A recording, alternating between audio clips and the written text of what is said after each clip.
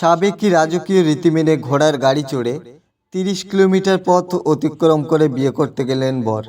উত্তর ২৪ পরগনার প্রত্যন্ত সুন্দরবনের হিঙ্গলগঞ্জের আম্বেড়িয়ার বাসিন্দা চন্দন মণ্ডল পিতা সুশান্ত মণ্ডলের সহিত বিবাহ বন্ধনে ৭ পাকে বাধা পড়ল হাসনাবাদের ধরমবেড়িয়া গ্রামের দীপিকা মণ্ডল পিতা দিলীপ মণ্ডল। বর্তমান আধুনিক যানবাহনের যুগে এসেও সাবেকি রীতি রেওয়াজ মেনে রাজকীয় কায়দায় ঠিক যেভাবে আগেরকার দিনের রাজপুত্ররা বিয়ে করতে যেতেন, সেই ঘোড়ার গাড়ি চেপে ঠিক সেইভাবে সুন্দরবনের হিঙ্গলগঞ্জের আম্বেড়িয়ার বাসিন্দা চন্দন মণ্ডল ঘোড়ার গাড়ি চেপে ৩০ কিলোমিটার পথ অতিক্রম করে হাসনাবাদ থানার অন্তর্গত ধরমবেড়িয়াতে বিয়ে করতে গেলেন। এইভাবে সাবেকি রীতি রেওয়াজের কথা সুন্দরবনের মানুষ এতদিন শুধুমাত্র কানে শুনে এসেছে, চোখে দেখেনি।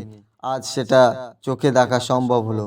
এ যেন মনে হচ্ছে এক পৌরাণিক সিনেমার কাহিনী।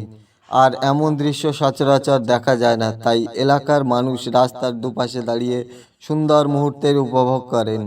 হিঙ্গলগঞ্জ থেকে প্রতিনিধি প্রদীপ সরকার, আমি রাকেশ। আমাদের এই সুন্দরবন অঞ্চলে এই ঘোড়ায় চেপে বিয়ে করতে গেল, তার জন্য হাজার হাজার লোক রাস্তার চারিধার দিয়ে দাঁড়িয়ে রয়েছে। হ্যাঁ, এত সুন্দর জিনিস কেউ দেখেনি, তাই সবাই খাওয়া দাওয়া বন্ধ করে সব রাস্তায় এসে দাঁড়িয়ে রয়েছে। এই কি সুন্দরবনে প্রথম এটা? এই প্রথম সুন্দরবনে প্রথম এই ঘোড়ার গাড়ি চড়ে চেপে বিয়ে করতে গেল। আচ্ছা, আপনার নাম? আমার নাম মানসী যোদ্ধা। তো বিয়ে হয়েছে কোথায়? বিয়ে হয়েছে ধরমবেড়িয়া, ছেলের বাড়ি আর কোথায়? ছেলের বাড়ি আমবেড়িয়া। এটা একটা নূতনত্ব জিনিস, এটা মানুষের একটা আকর্ষণ। ঘোড়ার গাড়িতে চড়া আমাদের সুশান্ত মণ্ডলের ছেলে, কোথায় বাড়ি? ওর বাড়ি আম্বাড়িয়া। এরকম আগে কোন দেখেছি? এর আগে দেখেছি, কিন্তু এত ভালো এ হয়নি, কোনোদিন দেখা যায়নি। কিন্তু এত সুন্দর গ্রামের মানুষ, মায়েরা বা সবাই একত্র হয়ে সবাই দলে দলে এসে যে কী একটা জিনিস আমাদের নূতনত্ব দেখলাম ঘোড়ার গাড়ি চড়ে। এটা একটা বিশাল সুন্দর দেখার মতন জিনিস। এটা একটা খুবই উন্নত নাম? ধরনের। আপনার নাম কি? আমার নাম মহিতোষ পাই।